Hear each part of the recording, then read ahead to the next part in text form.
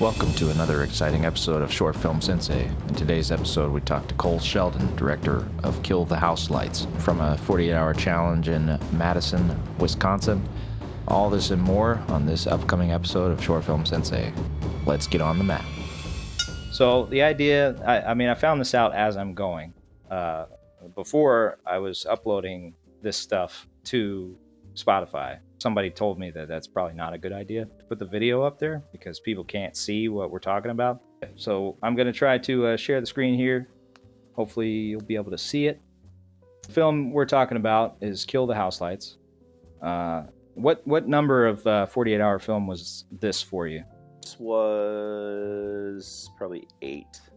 Number 8? Yeah, okay. 8 that yeah, 8 total. Okay. And then can you tell me about the genre drawing event? Jump into spring or something, so we picked the flowers and it had our genres on them. Kickoff event will last an hour, usually from 6 to 7, 5 to 6, whatever it is. Over the course of that hour, they'll give you your character name and profession, line of dialogue, and prop that you have to use. They can give you all of those prior to the genre pull and the official, get out and go make your film at 7 o'clock. So we got, what was the character's name in this? It's Marcus Keepwell, and he was a caretaker, which again, for the Wild Center was perfect. I have a revenge film about the caretaker of this, Phantom of the Opera theater. It wrote itself pretty much. The line of dialogue was, as long as we're having fun, who cares? And the prop was yarn. So yarn was, for me, the tough part was how do I work this into the story? So then you get your genre, and at 7 o'clock, they can kind of release you from the event, and that's when you can officially go to start making your film. So you have to put this basically at the beginning. That's all required content up at the front of it. Requirement, yeah. Yep.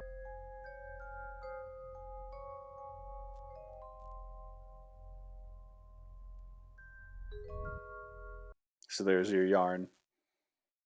Again, if you wouldn't know that it was supposed to be there, you wouldn't even notice it. Yeah. It's just honestly, and it makes, in the context of like a theater, it would make sense. They're making costumes. They have that stuff laying around.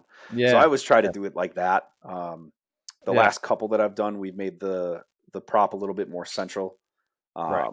But for the most part, like we did, there was tomatoes one year, and I had him grab his keys, and they were right next to like the produce in his kitchen, and there was tomatoes featured prominently. So it's just kind of one of those things where I don't want it to be a hindrance. Right. And you don't want it to distract from the story. Right. Basically. Yeah. So this flask that he grabs from the top here, is this light already there? Nope. That's one of ours. Oh, so you added that in? Yep. And it's just sort of it's behind that little white thing we had there. So it's a Godox stick light, and it looks like a practical. Yeah. So yeah, it really does. It blends in really nice because it's got the whatever this, looks like it's extending off of that. And did you guys use this white board to kind of bounce the light onto it? It was partially because of that. It was also, so there's a hole right behind sort of that black hinge looking part. There's a whole barn door back there. So then we prop the bounce up against that. Again, it looks like it's supposed to be there. It doesn't look out of place. Yeah. So that's what's holding it up, essentially. Nice.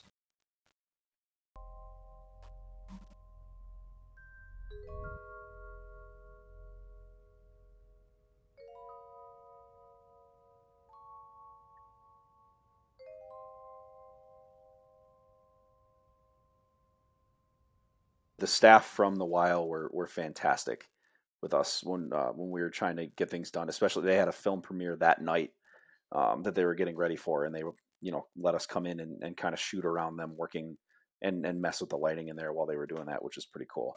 I looked up some reference images of just what can we do in this theater to kind of make it look expansive? What can we do to make it look unique? And a couple images stood out. There's plenty of them that ended up on the cutting room floor, unfortunately, just because it didn't suit the narrative.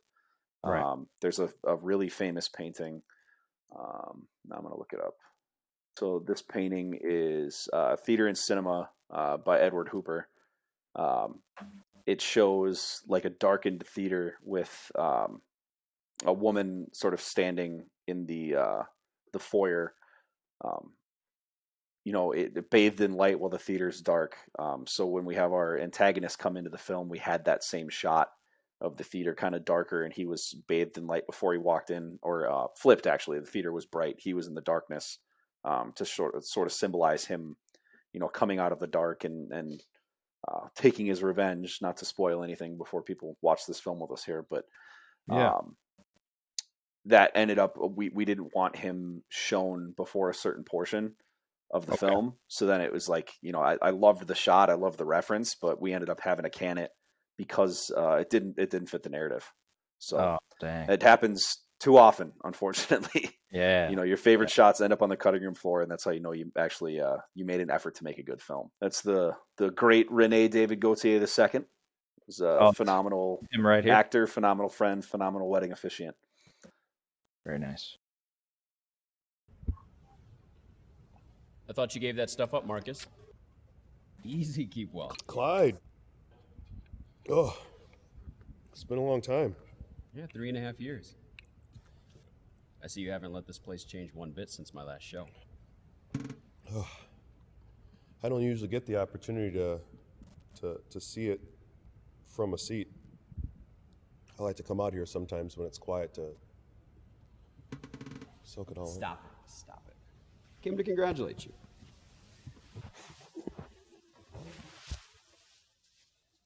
It's Christian Gill, who's another phenomenal acting friend of mine. Just really wide range, great guy, awesome presence on set. He's always laughing, always smiling. Has he been in some other projects of yours as well? Yep. Okay. Yep. So I've got a couple people that I kind of lean on for these. They know how I work. They know how fast it is. It's especially for talent on screen. It's good to know that these guys they know how to adjust their process for the speed of the 48, because acting is probably, as far as the process of just finding something and having to try things, is the most tedious on set. Yeah. But obviously that's the most rewarding, is when an actor is able to actually finally break through and find something for their character. So these guys really are champs at getting to the source of their character's essence really quickly.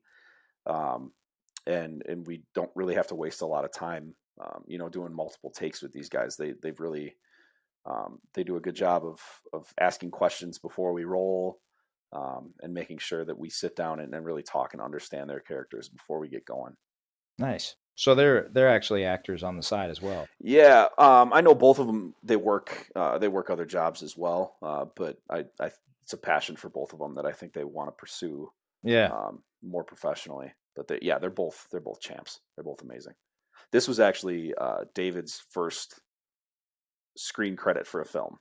He'd been in a couple commercials before then, but he never had been in a film prior to that. Huh. And I knew he was getting into acting. He's a longtime buddy of mine before that. Yeah. So we gave him a shot, and he got his first Best Actor nod. Yeah, he did really well, cool. actually. So that's interesting, because you wouldn't be able to tell by watching this, that it was. Yeah, he's really got a good sense for it. He's a great salesman. Sales is acting. So yeah, that's true. That's good. Do you remember like what lens you were using and what? We're on the Sigma 50 to 100, and I think I had it punched in all the way to 100. I was probably 10, 15 feet away, just to make sure that we got the right balance in the background. I wanted to have a little bit of the brown, a little bit of the red. If we'd have been a little too close to him, I think it would have all been red, and it would have just blended together.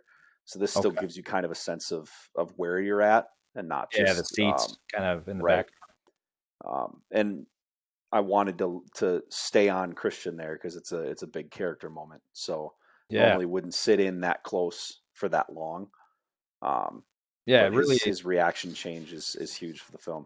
It accentuates like his eyebrows and like his general like aggressive nature at the end there, or like his frustration. So there's no way I would have done. Yeah, you would have. Look, if you're going to apologize, you don't have to lie about it. You had a problem, Marcus. You knew it. We all knew it. I've thought a lot about this conversation since that night. I knew that's one of the first things you would say. Clyde, you have to know that I would trade my life for hers in a heartbeat. So would I. The audio is killing me, and every time I watch this film now, I think about it too. It's a beautiful theater. It's open. The acoustics in there are amazing for theater. Terrible for film. Terrible for film. It was Really? just the most echoey audio I've ever worked with in my entire life, and I am no audio pro by any stretch of the imagination. So trying to fix that myself in the edit Yeah. was So rough. so you used shotgun mic, I guess? Yep. Or Yeah, we had a boom mic on him. Unfortunately, it was a first time kid running it, and this was I shot it, I directed it, I edited it, I really couldn't focus on the audio too. I was just kind of really hoping that it would be a little cleaner. Yeah. And I couldn't listen to it, unfortunately. So that was it was a shock going into the edit, but I think we cleaned it up as best we could. Yeah. Could obviously be a lot better, and that's just a part of the 48. Sometimes you're just kind of stuck with what you're stuck with. I don't think anybody's audio is ever perfect for these things. Yeah, really, honestly, even audio pros have a hard time sometimes with the 48s just because they don't have time to get the location down and figure out where to put their mics and right. Get everybody. Yeah, we're running on one mic too. We didn't have anybody laved. We didn't have hidden mics anywhere. So, you're locked in on that one track, and you just gotta hope for the best. Right. If I wasn't feeling so great after a performance, she'd come up to me, she'd look up at me, and she'd say, "It's okay, Daddy. As long as we're having fun, who cares?" So what did you, I noticed the line right there. Mm-hmm. As long as you're having fun, who cares? So what did you use to get his mouth to foam up? Alka-Seltzer tablets. Oh, classic. Okay. Yeah, you just throw those in his mouth. He threw a little water in there, and then him trying to hold back the spray coming out ended up actually, that was part of it, was he was just trying to hold it for the right time. Yeah. He struggled so much to hold it in his mouth that it looked like he was choking, which worked really well. And I feel so bad for David. We had to do 2 or 3 takes of this, and he said it tasted awful. And I still regret not doing it before he did it. That's kind of like, I really don't like to ask my actors to do anything that I wouldn't do.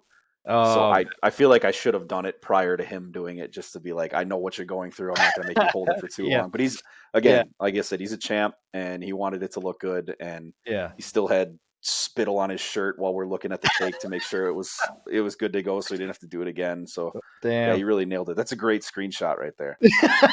Yeah. I think I'll use this one. This will be that's the thumbnail right there. That's awesome.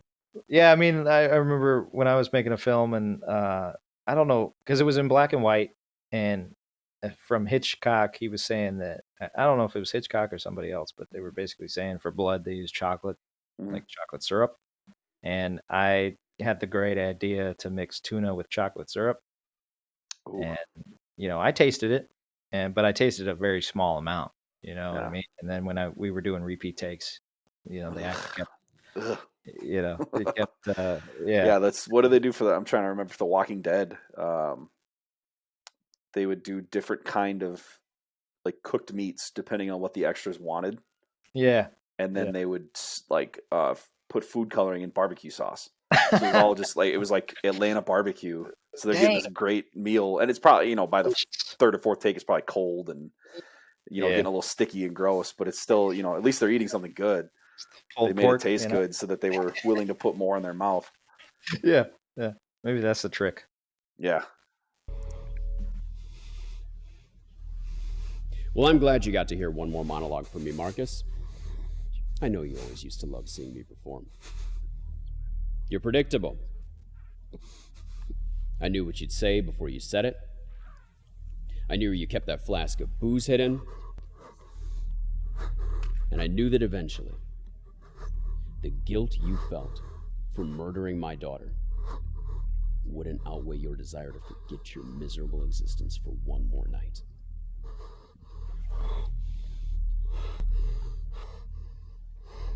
It's ironic. You took the one thing I love, and the one thing you love took you. I constantly hear that song she danced to the night she died. And when you get to the deepest depths of hell, I pray that's all you hear too. So, question for this shot Mhm. right here. How did you transition so smoothly with him in like various spots? So that like little whip pan we did, Yeah. I knew that I was going to go from this spot to this spot, right? So Okay. I would have him standing on the stage Yeah. to start it, and then I would whip up to the next spot that I wanted him to stand. And then I'd go back and forth a couple times to make sure we got it. So then I would Okay. have him go up to the balcony and then back over into the stands. So we do that 3 or 4 times where he's up in the Okay. balcony to the empty, up in the balcony to the empty. And then we had him Okay. come down and stand in the empty spot, and we'd go from the empty balcony over there. And then, so we just kind of redundancy did it back and forth between those 4 spots a bunch of times. Yeah. And then you're able to sort of, even if it's not perfect, it's so fast that you just throw a little cross dissolve in between the 2 clips, and you can't tell that they're 2 completely different clips. And then we just put a Yeah. little vignette in post and keyframed it so it looks like it's his, he's blinking and kind of fading in and out because That's it's cool. Marcus's perspective, obviously. Yeah, that's But really cool. And then I had a question too for like the overall lighting. Did you guys Mhm. use any extra lighting, or did you just use what was in the theater? On the actor themselves, yes. These shots, no. Okay. So they were so quick and we were moving so fast in between that like doing setups for each of those would have killed too much time. Yeah. So we went for just sort of what he naturally would have seen from that perspective. But this, Yeah. yes. So Okay. we had 2 Savage lights hitting them from sort of a 45-degree angle on the other side of the camera. Okay. And then we had a little hair light behind the 2 of them in the stands behind them. Okay. So it wasn't anything super major. We didn't Yeah. have a massive lighting setup, but just enough to Just like 2 lights. accent what was going on in the theater Nice. and shape it a little bit more. Well, it definitely stood out. And then, it's nice because it looks like the theater lights gave them their eye light as well. Mhm. So I noticed there's nice eye light with them. And I guess that's just the overheads that are in the theater. How did you accomplish this where it's kind of in focus? His face is mostly in focus, and then there's only like this little part here that's like out of focus. It's forced perspective a little bit. He was kind of whispering to his hair and Oh, not to okay. his ear. Oh, so he was But also closer we're to. shooting them at an angle. Gotcha. So if it would have been straight on, then I think Christian's full mouth would have been in focus, but I kind of had the camera at 45 degrees. So Yeah. you get that one focus point kind of right in the middle of his face. Yeah. And Like then on as his he's nose. rocking in and out as he's moving because it's so shallow, Yeah. it gives you again that kind of sense of you're not quite sure what's going on. It's a little supernaturally. It just kind of gives a creepier vibe. Congrats on 20 years, caretaker.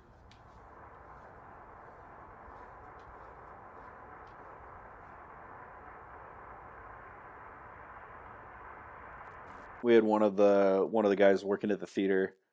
He was working the lighting for us. So right when Christian got to the door, he Yeah. Yeah. killed the house lights, and then it was like the production had officially begun. Yeah. Kind of that vibe. So you can see the There's a little bit of the lens flare flare on from the stage lights, but the house lights went down and the show officially began. Do you like that? I mean, I like that. I think I that's love nice. it. I loved Yeah, it. the lens flare. We That's awesome. did that one on purpose. We framed in a way Okay. that we would get that catch. But then we also put David in a spot where, and this was deliberate from the beginning, we put them in a spot where when those lights were down, that he would be completely in darkness. So it sort of, shows Yeah. the motivation behind that being is when the house lights are down, nobody notices who he is, and he put all this work in, and the 20 years caretaker, his line at the end there sort of Yeah. was this thing that once the house lights are down, nobody cares about you. You could be Wow. dead in the middle of the crowd and nobody would care. Dang. So it's sort of metaphorical there too. That's awesome. So you had that plan from the start then? Oh, yeah. Basically. That's cool. That's really cool. I like that a lot. So it's just that part of that visual storytelling, like letting the credits play just to show Oh, yeah, everybody. gotta give credit to the guys. Yeah, because I haven't been doing that in the past, and I regret it, so I just like to let it. So these Grips production assistants, those were all Lakeland kids, which was cool. It was their first experience on set. Nice. So Olivia, Claris, and Daniel. Daniel actually he does a lot of work in the industry now. Does a lot of work with Bea Travis from Belladonna Film Project, which is they're based out of Chicago now, but she's a local kid from the Sheboygan area that I've worked with from time to time.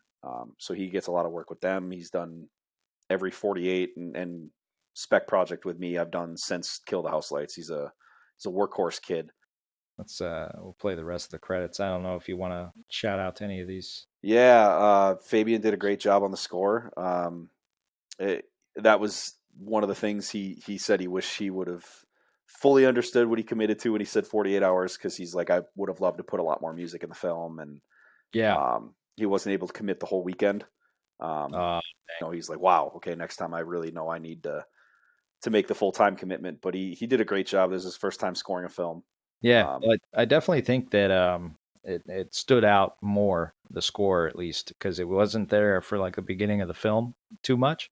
Yeah, and that's the least amount of music I've ever used. Really? In a film. Yeah. Yep. That was it was very. We had the one motif, and we slowed it down and pitched it down for that. Wow. The monologue, but I've always used an original score.